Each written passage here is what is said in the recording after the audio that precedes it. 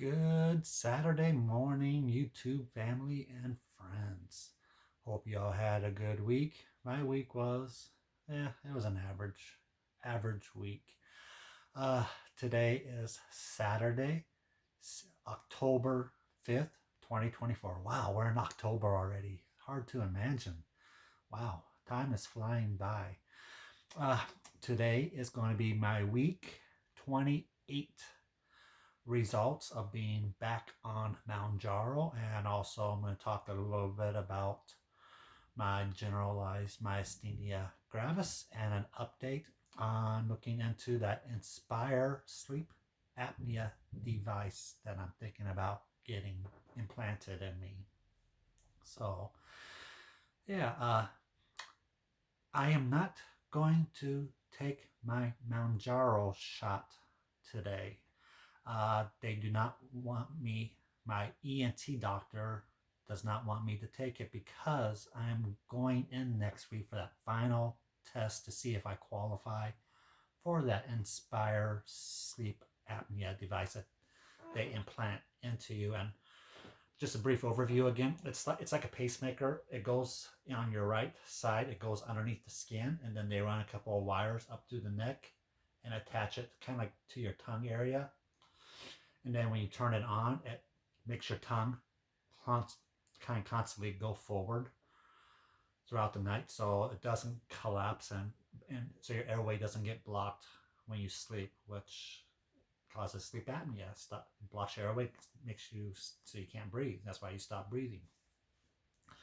And so the final test they need to do on me is it's a drug induced sleep endoscopy type of test where they'll put me under general anesthesia for a short time, 10-15 minutes, and they'll put a scope down. And they want to check to see how my airway gets blocked when I'm sleeping. And that's the final test. If it gets blocked a certain way where having the tongue stimulated to go forward, because of the tongue relaxes back and blocks the airway, then if that's happening, then yes, the device will help me. But if it's not blocked that way, if it's blocked by some other reason, then the device might not help, so they won't do it. So this is the final test to see if I qualify for it. Besides losing a few more pounds, uh, if I do qualify for it, I won't do it right away. I won't get it right away because my neurologist wants me to hold off on it until I get my generalized myasthenia gravis under control and get me kind of like symptom free or away from the symptoms. Yeah, like I said, I did not go up on dose this week. I started off on the steroid because the insurance did not approve Vyvgart infusion treatment plan. If you have a hard time understanding me, I am experiencing some tongue weakness and jaw weakness, but mainly in my tongue right now. I can feel it in my tongue, which makes it harder for me to talk sometimes. And you can see my left eye is really droopy. It's been closing on me a lot this week. But anyway, back to the steroid. So I'm on prednisone. Very small dose. He started me off at 5 milligrams. He wanted me, every week go up another five. So initially, it was supposed to be 5 milligrams week one, week two, 10 milligrams, week three, 15 milligrams, week four, 20 milligrams, and hold there and see how my symptoms are. But my symptoms have been getting worse, which he did warn me it could happen when I'm on the steroid. Initially, it can make it worse before it makes it better within a month or two. But he said the increased symptoms should subside within a week or two. But he does not want me to go up on dose, even though I'm on a small dose. He told me not to go up to 10 this week, so I stayed at 5 milligrams of prednisone this week, and my symptoms have gotten even worse. Started to affect my right arm on Thursday. It's kind of like from my elbow to my shoulder. It just felt really fatigued and actually sore. If you ever gone to the gym and lifted weights and worked out and you overdid it, you push yourself too hard, the very next day you wake up and you're sore and you have a hard time lifting your arm. That's how it was for me. Even right now, it's not sore, but I feel fatigue. It's like it's when I go to lift up my arm, I really feel it in that zone area there. So it's still affecting my arm. And it's just muscle fatigue from this myasthenia gravis. It sucks. So now it's affecting my limbs. So right now, my score, if you're familiar with myasthenia gravis and the gMGs scored that you keep track of, I'm now at a 10 for a score. So, and my neurologist did reply back to me when I let him know about my increased symptoms that he is reviewing my case with the clinic's higher ups, the management, to see what they can do for me. I'm hoping they can find a way. Considering that my symptoms are getting worse, I'm on a steroid right now, even though this is only almost the end of week 2 of being on just 5 milligrams. I'm hoping there's a way they can get the insurance to approve that Vyvgart treatment plan. Because I said, I'm I don't know what I'm due. I don't know how much longer I can work my main job. Uh, I haven't worked my second job doing Uber for over 3 months now, and I budget $2,000 a month from Uber, and I haven't been getting that. So my budget, my money is gone. I'm at a point this month where I don't have enough to cover my bills this month. I'm gonna be not short, be about $400 short. But I'm wiping out the rest of my savings account this month to cover bills, and it's still not enough. So that sucks. It really sucks. Thankfully, it's just short that little bit, $400 at most. So that's one credit card payment. So one of my credit card the payment's like $480 right now. I just got the statement. It's what's due this month is like $484. So that's gonna be the sacrifice. I have to sacrifice unless for some reason I can find a way to drive Uber just enough the next few weeks to bring in like $500. I'm gonna have to hold off on and that bill's due. The due date is October 27th or 28th, something like that. And I don't get paid again for my main job until the 31st. So it's going to be a few days late. Though they're just going to have to deal with it. I do get a bonus for my main job next month in November, but it's not going to come till like November 22nd. So I'm just going to have to, all my credit card bills, I'm going to have to push them to the very end of the due date to pay them next month until I just need to get to that point. I think I'll get the bonus payout, like I said, on the 22nd, roughly 21st, 22nd. I think is when I'll get the bonus payout. And that's probably going to be about $2,000. So that I just got to get to that point. That'll save me for one more month. But I said I just have to push paying my credit cards. My other bills are automatically withdrawn, so I'm gonna have to work this through credit card payments. No, push them to the very due date to schedule the payments. Or I might just have to pay a few days late, maybe. I'll work it out.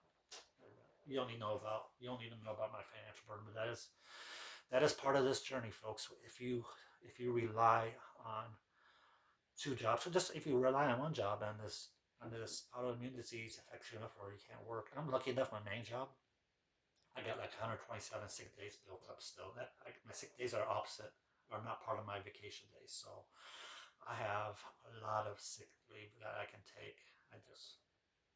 So if I would ever have to take a leave of absence from my main job, I'll still get paid a full paycheck for 4 or 5 months because all that sick leave.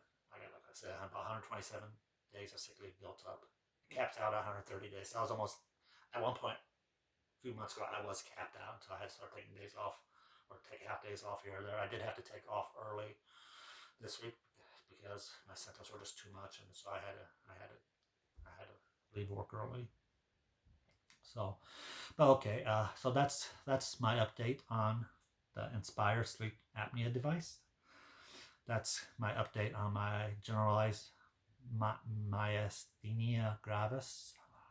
Tongue's it's almost like a tingling sensation in my tongue. It's just so weird. But anyway, so yeah, I'm not.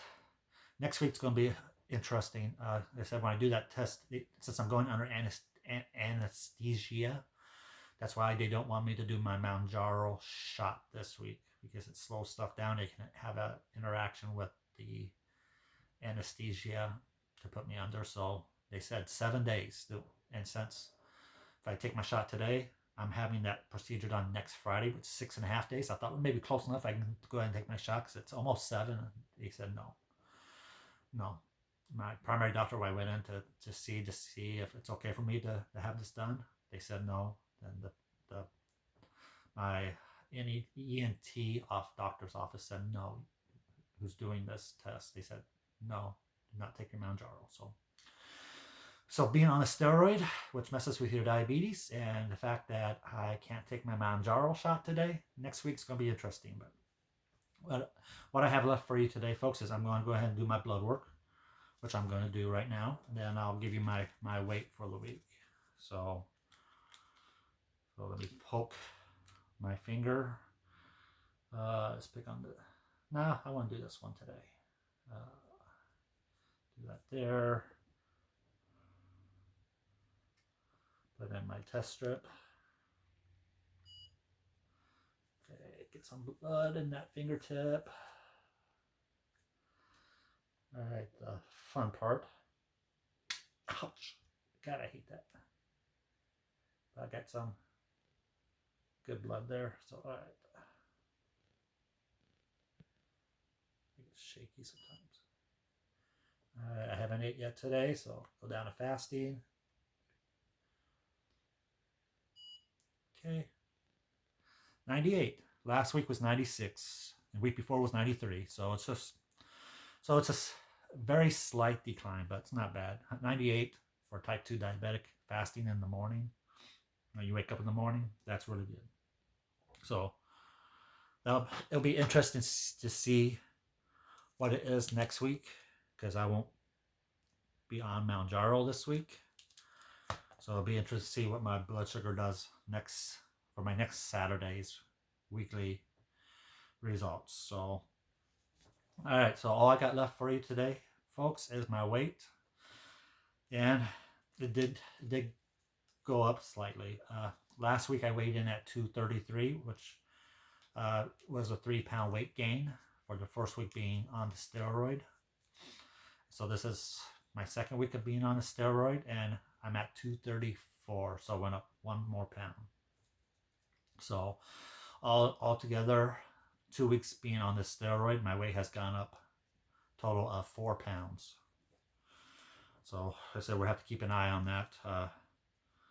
I'm more worried about my blood sugar at the moment, that my weight and low weight can affect blood sugar. No, more weight you put on, the more chances that your blood sugar is going up. So, but okay, so that's the result. So week 28 being back on Mounjaro, I'm at 234 pounds, which is a total net loss of just 2 pounds on these 28 weeks. But like I said, you got to caveat that with what I've been doing with this generalized myasthenia gravis for a lot of the time. I was diagnosed with it 11 weeks ago, but I was dealing with the symptoms on that about 2 months before that. So a big part of this journey of being back on Mounjaro, I've been dealing with an autoimmune disease, generalized myasthenia gravis, which has really affected my results. So I hate to see where my weight was at if I was not on Mounjaro. I think the Mounjaro is definitely helping me control my diabetes.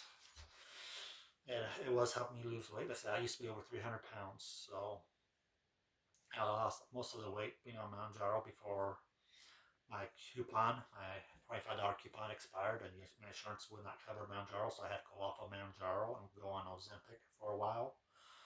And I started to put the weight back on Ozempic. And thankfully, the start of this year, my insurance changed their philosophy, and they started to cover Mounjaro. So that's why I went back on Mounjaro this year, is because the insurance started to cover it for me. Because I could not afford to pay, even with a $500 coupon, I would be paying $500-600 for Mounjaro, and I could not afford that.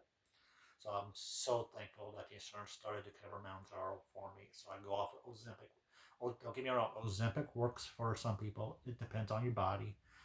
Some people Ozempic works great. Other people, like me, Mounjaro works great.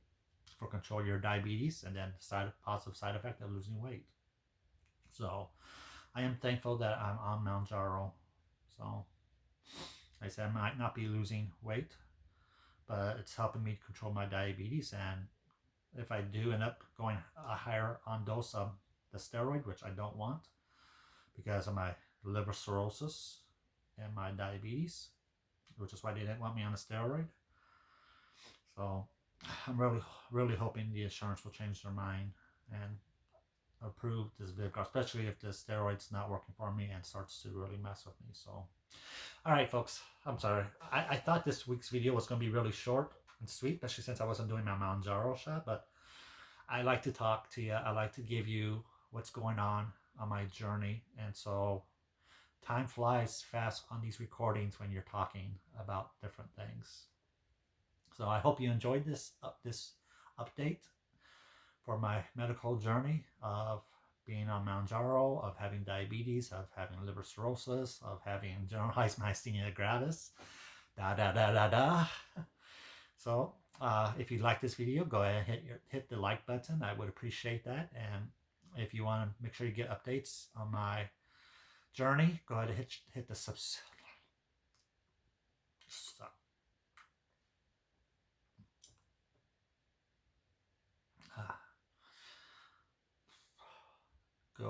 Go ahead and hit the subscribe